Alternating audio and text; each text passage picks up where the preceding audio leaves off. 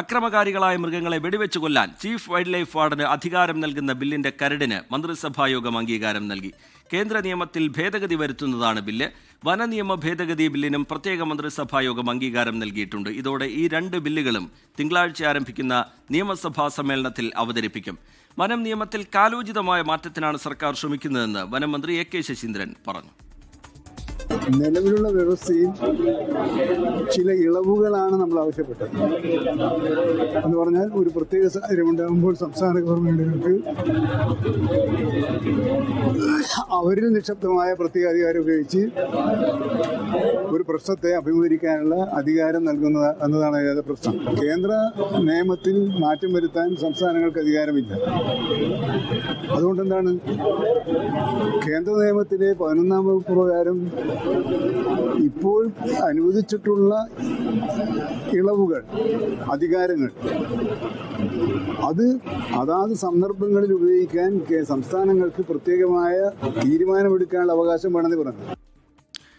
ഷഫീദ് റാവുത്തർ വിവരങ്ങളുമായി തിരുവനന്തപുരത്ത് നിന്ന് ചേരുന്നുണ്ട്. ഒപ്പം തന്നെ ശ്രീജിത്ത് ശ്രീകുമാരനും രാഹുൽ വിജയനും വിശദാംശങ്ങൾ പങ്കുവയ്ക്കും. ആദ്യം ഷഫീദ് റാവുത്തറിലേക്കാണ്. ഷഫീദ്, വന്യമൃഗശല്യം രൂക്ഷമായി നിൽക്കുന്ന സാഹചര്യം, ദിനംപ്രതി സാഹചര്യം വഷളായിക്കൊണ്ടിരിക്കുന്ന സാഹചര്യം, ആളുകൾക്ക് ജീവൻ നഷ്ടമാവുന്ന സാഹചര്യം, അതിനിടയിൽ സർക്കാരിൻ്റെ ഭാഗത്തു നിന്ന് പ്രധാനപ്പെട്ട ഒരു നീക്കമാണ് ഉണ്ടാവുന്നത്. അത് നടപ്പിലാവണമെങ്കിൽ കടമ്പകൾ ഇനിയും കടക്കേണ്ടതുണ്ട് എന്നിരിക്കെ തദ്ദേശ തെരഞ്ഞെടുപ്പ് അടുത്തിരിക്കുകയാണ്, തെരഞ്ഞെടുപ്പുകൾ അടുത്തിരിക്കുകയാണ്. ഇങ്ങനെ സർക്കാരിൻ്റെ ഭാഗത്തു നിന്നൊരു നീക്കം ഉണ്ടാവുന്നത് എന്നതും ശ്രദ്ധേയമാണ്.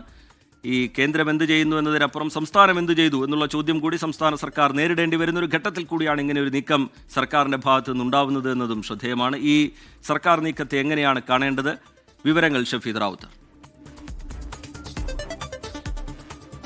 സംസ്ഥാനത്തിന്റെ മലയോര മേഖലയിൽ ആശങ്കയായി കാലങ്ങൾ കടന്നുപോകുന്ന ഒരു വിഷയമാണ് ഈ മനുഷ്യ വന്യജീവി സംഘർഷം. ഇക്കാര്യത്തിൽ ഒരു കാര്യക്ഷമമായ ഇടപെടൽ സർക്കാർ നടത്തുന്നില്ല എന്നുള്ള കുറ്റപ്പെടുത്തൽ അത് പലതവണ പ്രതിപക്ഷം ഉയർത്തിയിട്ടുണ്ട്. അപ്പോഴൊക്കെ സർക്കാർ പറഞ്ഞ അവിടുത്തെ സാങ്കേതിക തടസ്സം കേന്ദ്ര നിയമമായിരുന്നു. പലതവണ കേന്ദ്രത്തോട് നമ്മൾ ഡേറ്റാ ബാങ്ക് ഉൾപ്പെടെയുള്ള കാര്യങ്ങൾ മുന്നോട്ട് വെച്ചുകൊണ്ട് സമീപിച്ചു. പക്ഷേ അതിനൊരു മാറ്റമുണ്ടായില്ല. നമുക്കറിയാം, കഴിഞ്ഞ ഒരു വർഷ കാലയളവിൽ മാത്രം സംസ്ഥാനത്ത് വന്യജീവികളുടെ ആക്രമണത്താൽ ജീവൻ നഷ്ടമായവരുടെ എണ്ണം എടുത്ത് പരിശോധിച്ചാൽ അത് വളരെ കൂടുതലാണ്. മാത്രമല്ല, ജനവാസ മേഖലയിലടക്കം വന്യമൃഗങ്ങൾ ഇറങ്ങി ഉണ്ടാക്കുന്ന ശല്യങ്ങളും പലവിധത്തിൽ.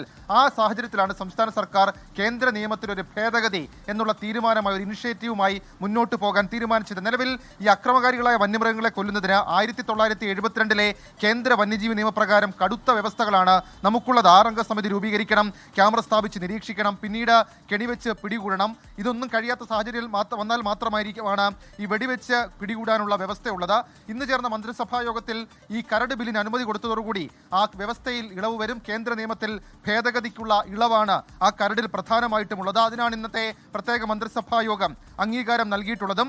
ഇത് പ്രകാരം മനുഷ്യജീവന് ഒരു മൃഗം അപകടം വരുത്തുന്നു എന്ന വിവരം ജില്ലാ കളക്ടറോ വനംവകുപ്പിലെ ഉദ്യോഗസ്ഥരോ CCF-നെ അറിയിക്കണം. ഇതോടെ മൃഗത്തെ വെടിവെച്ച് കൊല്ലാനുള്ള ഉത്തരവ് ചീഫ് വൈൽഡ് ലൈഫ് വാർഡന് ഇറക്കാൻ കഴിയുമെന്നുള്ളതാണ് ഏറ്റവും പ്രധാനപ്പെട്ട കാര്യം. തിങ്കളാഴ്ച നിയമസഭാ സമ്മേളനം ആരംഭിക്കുകയാണ്. നിയമസഭയിൽ ബില്ലിന് അംഗീകാരം നൽകിയാലും കേന്ദ്ര നിയമത്തിൽ ഭേദഗതി വരുത്തുന്നതിനാൽ രാഷ്ട്രപതിയുടെ അനുമതി വേണ്ടിവരും. മലയോര മേഖലയെ സംബന്ധിച്ചിടത്തോളം ഈ തെരഞ്ഞെടുപ്പ് കാലത്ത് സംസ്ഥാന സർക്കാർ മുന്നോട്ട് വയ്ക്കുന്ന ഏറ്റവും പ്രധാനപ്പെട്ട ഒരു നീക്കമായി ഇതിനെ വ്യാഖ്യാനിക്കപ്പെടും.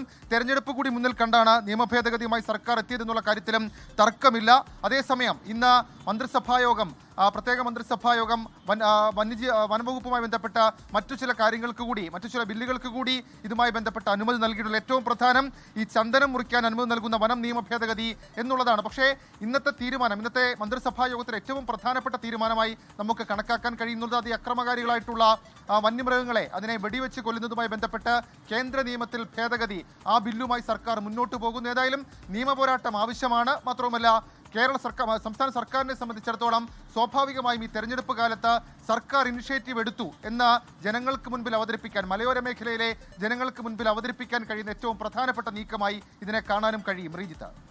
ഷഫീദ്, മലയോര ജനത ഈ പുതിയ നീക്കത്തെ സ്വാഗതം ചെയ്യുന്നുണ്ട്, സഭാ നേതൃത്വം സ്വാഗതം ചെയ്യുന്നുണ്ട്. നേരത്തെ നമുക്കറിയാം, വനംവകുപ്പിനെതിരെ അതിരൂക്ഷമായ വിമർശനം, സർക്കാരിനെതിരെ അതിരൂക്ഷമായ വിമർശനമൊക്കെ സഭാ നേതൃത്വത്തിൻ്റെ ഭാഗത്ത് നിന്ന് ഉയർന്നു വന്നതാണ്. പ്രത്യക്ഷ പ്രതിഷേധത്തിൻ്റെ ഭാഗമാകുന്നതും സഭാ നേതൃത്വങ്ങളൊക്കെ പ്രതിഷേധങ്ങളുടെ ഭാഗമാകുന്നതുമൊക്കെ നമ്മൾ കണ്ടു.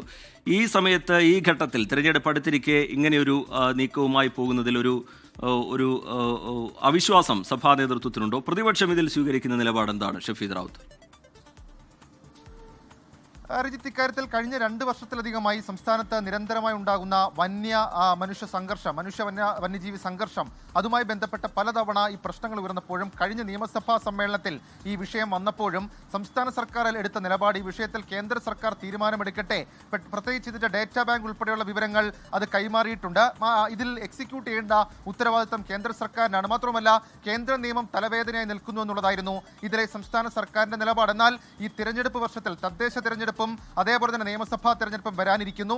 നിലമ്പൂർ ഉപതെരഞ്ഞെടുപ്പിലടക്കം ഇത് വലിയ രീതിയിൽ ചർച്ചയായ വിഷയമാണ്. പ്രത്യേകിച്ച് PV അൻവർ അടക്കം മനുഷ്യ വന്യജീവി സംഘർഷം എന്നുള്ള കാര്യം ഒരു ക്യാമ്പയിനായി പോലും ഉയർത്തിയതാണ്. പ്രതിപക്ഷവും അത് ക്യാമ്പയിനായി ഉയർത്തിയിട്ടുണ്ട്. അതിലെ തിരിച്ചടി സംസ്ഥാന സർക്കാർ മുന്നിൽ കണ്ടുകൂടി എടുത്ത തീരുമാനം എന്നുള്ള കാര്യത്തിൽ തർക്കമില്ലാതെ പ്രതിപക്ഷം രാഷ്ട്രീയമായി അതിനെ വ്യാഖ്യാനിക്കുകയും വിമർശിക്കുകയും ചെയ്യുന്നത് ഈ രീതിയിലാണ്. നിയമസഭയിൽ ബില്ല് വരുമ്പോൾ പ്രതിപക്ഷം ഏറ്റവും കൂടുതൽ സംസ്ഥാന സർക്കാരിന്റെ വിഷയത്തിൽ ആക്രമിക്കാൻ പോവുക ഇതിൽ ഉണ്ടായ കാലതാമസത്തെ ചൊല്ലിയായിരിക്കും. ആ കാലതാമസത്തിലെ ചില പ്രശ്നങ്ങൾ അത് സഭാ നേതൃത്വത്തിനും അതേപോലെ തന്നെ മലയോര മേഖലയിലെ മറ്റു സംഘടനകൾക്കും ഉണ്ട് എന്നുള്ള കാര്യവും ഉറപ്പാണ്. പക്ഷേ ഈ വൈകിയ വേളയിലെങ്കിലും സംസ്ഥാന സർക്കാർ ഇങ്ങനൊരു നീക്കം നടത്തുന്നത് അത് ആശ്വാസകരമാണ് എന്നതിനപ്പുറത്തേക്ക് ഇനി തുടർന്നുള്ള ബില്ലിലെ തുടർ നിയമയുദ്ധങ്ങൾ അത് രാഷ്ട്രപതിയുടെ മുൻപിലേക്ക് എത്തുന്ന സാഹചര്യം അതടക്കമുള്ള കാര്യങ്ങൾ നിർണായകമായി മാറുകയും ചെയ്യും. റീജിത്ത്, ശരി, ഷഫീദ് റാവുത്തർ വിശദാംശങ്ങൾ പങ്കുവെക്കുകയായിരുന്നു തിരുവനന്തപുരത്ത് നിന്ന്. എന്തായാലും മലയോര ജനതയ്ക്ക് ആശ്വാസകരം എന്ന് വിലയിരുത്താവുന്ന ഒരു തീരുമാനമാണ് ഉണ്ടായത്. പക്ഷേ അത് ഇത്രത്തോളം വൈകിയതെന്തിന് എന്നുള്ള ചോദ്യമൊക്കെ ഉയർന്നു വരാനുള്ള സാധ്യതയുണ്ട്. ഒരുപാട് കടമ്പകൾ പിന്നിട്ടാൽ മാത്രമേ ഈ വ്യവസ്ഥകൾ യാഥാർത്ഥ്യമാവൂ എന്നുള്ളതാണ് മറ്റൊരു പ്രത്യേകത. അക്രമകാരികളായ മൃഗങ്ങളെ വെടിവെച്ച് കൊല്ലാൻ ചീഫ് വൈൽഡ് ലൈഫ് വാർഡന് അധികാരം നൽകുന്ന ബില്ലിന്റെ കരടിനാണ് മന്ത്രിസഭായോഗം അംഗീകാരം നൽകിയിരിക്കുന്നത്. ലോകത്തെവിടെയായാലും ഏത് സമയത്തും 24 വാർത്തകളും ഓഗ്മെന്റഡ് റിയാലിറ്റി പാക്കേജുകളും എക്സ്പ്ലെയിനറുകളും വിശദമായി കാണാൻ ഞങ്ങളുടെ യൂട്യൂബ് ചാനൽ നിങ്ങൾക്ക് സബ്സ്ക്രൈബ് ചെയ്യാം.